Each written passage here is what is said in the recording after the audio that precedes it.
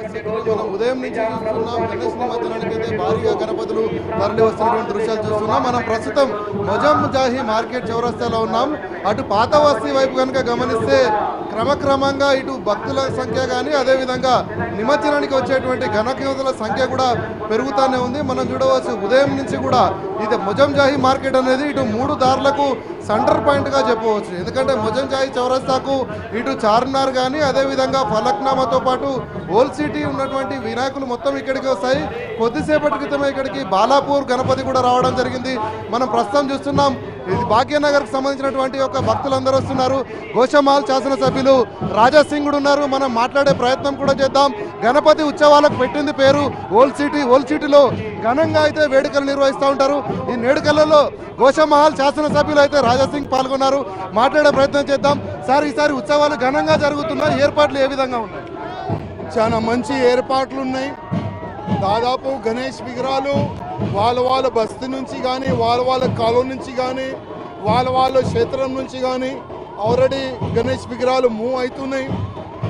అంటే ఎండ ఎక్కువ ఉన్నందుకే కొద్ది నిమజ్జనం కార్యక్రమాలు లేటు జరుగుతుంది.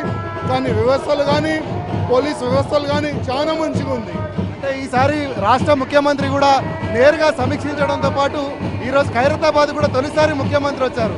మీరు కూడా ప్రతి ఏటా కూడా గణేష్ నిమజ్జనంలో అత్యధికంగా పాల్గొంటారు. ఏ విధంగా ఉంది కోలాహలం? అంటే ఒక స్టేట్ ముఖ్యమంత్రిగా ఏ విధంగా ఈ గణేష్ పండుగ మంచి జరపాలని, నిమజ్జనం మంచి జరపాలని ఒక స్టేట్ ముఖ్యమంత్రిగా కూడా ఇవాళ వచ్చి ఖైరతాబాద్ గణేష్ మండపాలు వచ్చి పూజ కార్యక్రమం చేసిండు. అదేవిధంగా నిమజ్జనం ఏ విధంగా జరుగుతుంది ఆ ఏర్పాట్లు కూడా చూసిండు. ఇది ఫస్ట్ టైం అయింది. చాలా మంచి వ్యవస్థ ఉంది. అదేవిధంగా రేవంత్ రెడ్డి గారు కూడా హృదయపూర్వకంగా ధన్యవాదాలు. ఎందుకంటే వారి దగ్గరుండి ఈ వ్యవస్థ చూస్తున్నారు. ఇంకా చాలా వరకు విఘ్నాలు అన్నీ కూడా తరలి వస్తున్నాయి కదా, ఇంకెంత సమయం పట్టవచ్చు? ఈ రోజుతో పాటు రేపు కూడా కొనసాగే అవకాశం ఉందండి. ఇప్పుడు ఆల్రెడీ వినాయక్ సాగర్ ట్యాంక్ బండ్లో విగ్రహాలు వేయద్దా వేయకూడదా అని హైకోర్టు ఆర్డర్ వచ్చిన తర్వాత కొద్ది జనాల్లో ఒక భయం ఉండే. దాని తర్వాత 2 days ముందే విగ్రహాలు నిమజ్జనం చేయొచ్చు అని వార్త వచ్చిన తర్వాత గణేష్ విగ్రహాలు వినాయక్ సాగర్ వైపు తీసుకొని వెళ్ళాలని ప్రజలు డిసైడ్ అయినారు. అంటే ఈ సంవత్సరం కొద్ది లేట్ జరుగుతుంది. పొద్దుగాల వరకు నిమజ్జనం కార్యక్రమం జరగవచ్చు.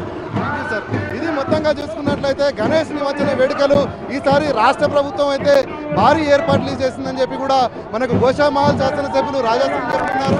ఎందుకంటే మనం మొదటి నుంచి చూస్తున్నాం ఈసారి తెలంగాణ రాష్ట్రంలో ప్రజాప్రభుత్వం ఏర్పడిన అనంతరం ముఖ్యమంత్రి రేవంత్ రెడ్డి అయితే ఇప్పటికే 2-3